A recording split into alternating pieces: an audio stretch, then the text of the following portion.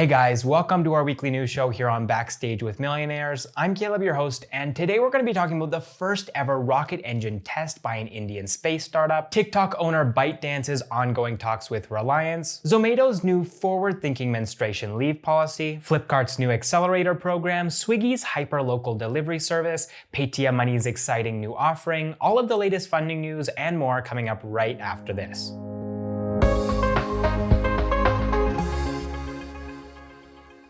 All right, so first up in the news, let's talk about Skyroot Aerospace. These guys are the first ever Indian space startup to successfully test a rocket engine. Now, to get a little bit more specific, this is an upper stage rocket engine called Raman, and it's been named after the Nobel Prize-winning Indian physicist C.V. Raman. Now, if you're anything like I was before today, then you probably don't know what an upper stage rocket engine actually is. So let me fill you in. An upper stage rocket engine provides the final thrust to a spacecraft so that whatever payload the spacecraft is carrying can be placed in the correct orbit. Now, Raman is capable of multiple restarts, meaning that it can place multiple satellites in different orbits, which would make it an affordable choice for a lot of countries that want to launch their own satellites into space, but don't have their own rockets. Also, I think it's worth mentioning that Raman is the first ever fully 3D printed rocket engine ever produced in India. This has resulted in a 50% reduction in the overall mass of the engine, and an 80% reduction in the amount of time that it takes to manufacture it. Now, I think there's a lot of people out there that have already jumped the gun and started referring to this company as the Indian SpaceX and the founders as the Indian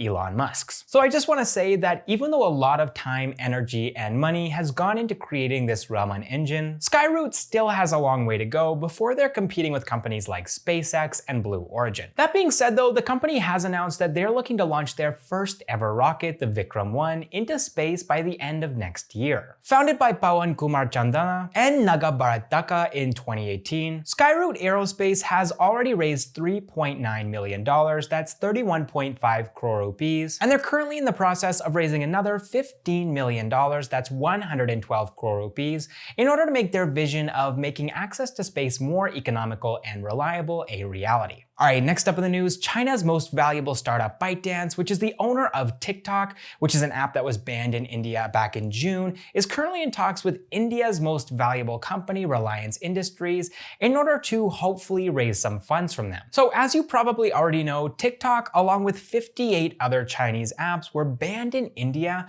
over data security and privacy concerns that were raised by the Indian government. And specifically for TikTok, they had over 200 million users in India. That's 20 crore users, making it their biggest market outside of China. So at the moment, TikTok is looking at this situation as a temporary ban, not a permanent ban, which is why they've promised their 2,000 employees here in India that there won't be any layoffs. Now, I'm not entirely sure what their plan is. I don't know what they're planning on proposing to the government in order to get their app unbanned. Perhaps they're looking to come up with a way to make sure that none of the data which is created here in India by their Indian users makes its way over to China. So the funds that they're potentially going to be raising from Reliance could be used to finance that sort of operation, and they could also just be used to keep their operations here in India above water. Unfortunately for TikTok, in spite of the promises that they've made to their Indian employees, several high-level executives at TikTok India have already decided to jump ship. Now, if TikTok can't raise funds from Reliance, or if TikTok can't convince the Indian government to unban the app, then they may end up just trying to get their business acquired in a couple of different regions. So it might just make sense for ByteDance to sell TikTok's business in the United States, India, and perhaps also Europe to a company like, for example, Microsoft. After all, TikTok's business in India alone is worth $3 billion, which would make it a pretty lucrative acquisition for a company like Microsoft. Either way though, whether ByteDance decides to sell its India business to another company, or whether they're able to overturn the ban, I'm curious to know what you guys think of this situation. Should Reliance invest into TikTok? Should the Indian government remove the ban if TikTok plays by the Indian government's rules? Let me know what you think in a comment down below. So we're gonna move on to the next news item in just a second, but before we do, if you're not already subscribed, now would be a great time to do so. We post new videos every single week about Indian startups, entrepreneurs, and the latest news. Also, do check us out on Instagram because we're gonna be hosting some live interviews over there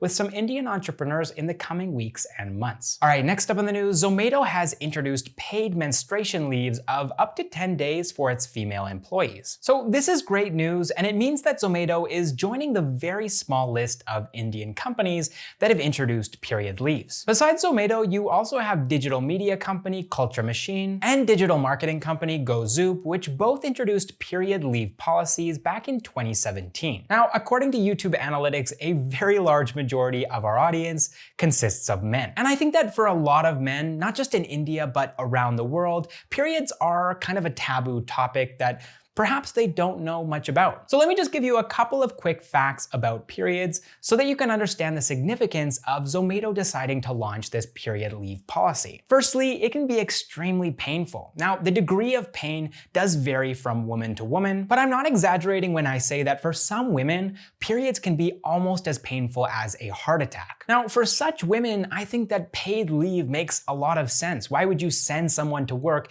if they're going through such excruciating pain? Secondly, there is definitely a stigma here in India that prevents a lot of people from talking openly about periods. Now, you might be thinking, why do we need to talk about them? This is just a women's issue and they can talk about it amongst themselves. But in order for positive change like what's going on over at Zomato to happen, people need to be talking about this. They need to be educated about this, which is why I think it's great that a company in such a prominent position like Zomato is deciding to make this change. Thirdly, making changes like these will enable more women to participate in India's workforce. As of today, female participation in India's labor workforce is sitting at 23.4%. And just to put that into perspective, that's lower than countries like Pakistan, Lebanon, and Libya. So India definitely has a long way to go in this department, which is why it's so great to see companies like Zomato leading the charge and implementing inclusive policies that encourage women to join the workforce. All right, next up in the news, Swiggy is doubling down on online grocery delivery with the launch of Instamart in Gurugram. This service is going to be available from 7 a.m. until midnight, and they're going to be delivering more than 2,500 items within 45 minutes. Now, that number, 45 minutes, besides being very impressive,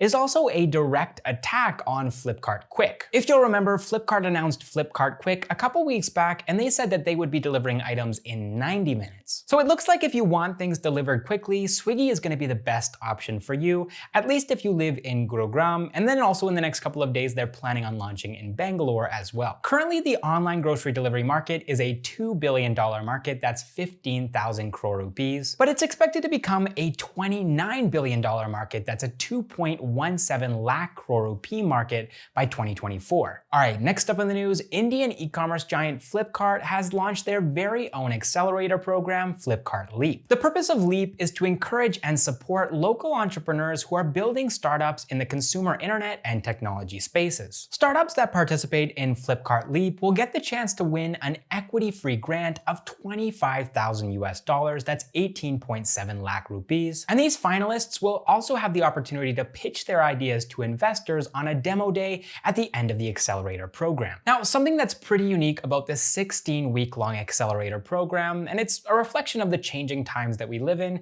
is that Flipkart Leap is going to be completely virtual. All of the training that entrepreneurs will receive in Flipkart Leap to scale their ideas and take them to the next level will be happening online. There's also going to be online workshops, one-on-one mentorship, masterclasses from industry experts, and networking events. Now, if you're an entrepreneur and you're thinking of participating in Flipkart Leap, you should know that applications have already opened, but you need to make sure your application stands out because they're only going to be selecting 4 to 6 startups for their first cohort. All right, next up in the news, Paytm has launched stock trading on its wealth management platform, Paytm Money. And in a nutshell, what this means is that Paytm Money users will be able to invest directly into India's stock market. Now, at the moment, this service is only available for Android users, but Paytm Money is planning on launching an iOS version in the next couple of weeks. Also, I think it's worth mentioning that the KYC process is completely digital, and also costs for this service are extremely low. Long-term investment investments are completely free, and intraday trades cost as little as 10 rupees. So with the launch of this stock trading option, Paytm Money is now in direct competition with companies like Zerodha, Grow, and Upstocks. So for those of you who use any of those services, I'm curious to know, is there any reason why you might switch from those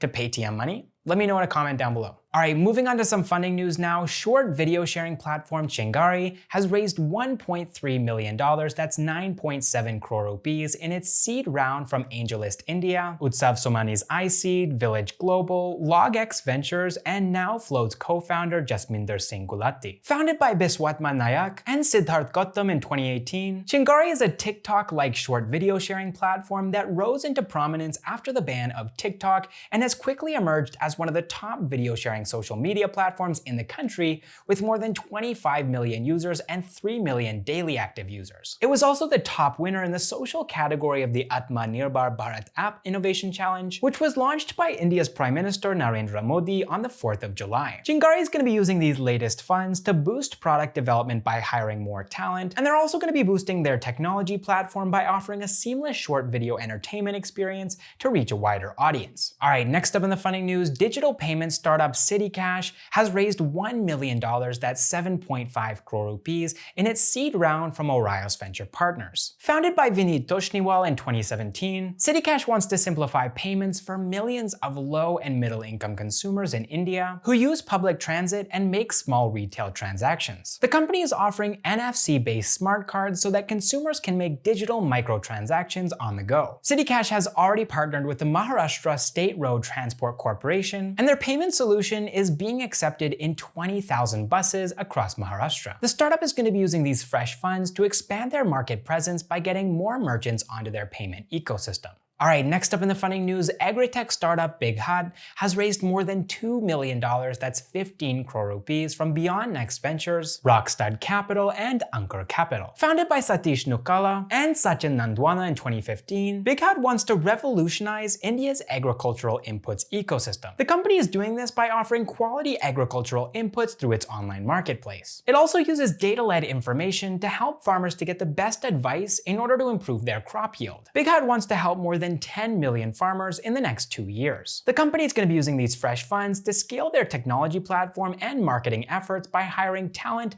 across its technology and marketing teams. All right, that is all the startup news that I have for you guys this week. If you enjoyed this video, make sure to hit that like button and also subscribe if you haven't already. Thank you guys so much for watching this episode of Backstage with Millionaires, and I will see you in the next one.